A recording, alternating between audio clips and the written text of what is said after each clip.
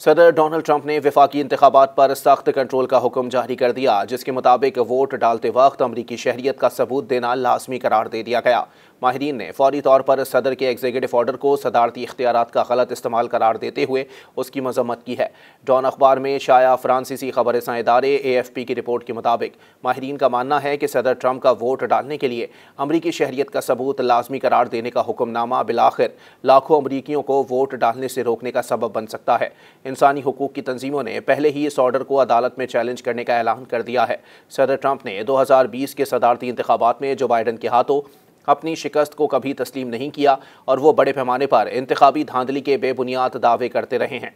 White house में executive order पर दस्तखत करते हुए ट्रंप ने कहा कि शायद बाज़ लोगों को लगता है कि उन्हें शिकायत नहीं करना चाहिए, क्योंकि उन्होंने इसी निज़ाम के तहत गुज़िश्ता नवंबर में भारी अक्सरियत से कामयाबी हासिल की थी, लेकिन उन्हें इंतखाबी निज़ाम को दुरुस्त करना होगा।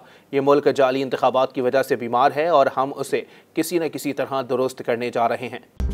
मज़ीद न्यूज़ अपडेट्स और डिजिटल स्टोरीज के लिए सब्सक्राइब करें डॉन न्यूज़ पाकिस्तान।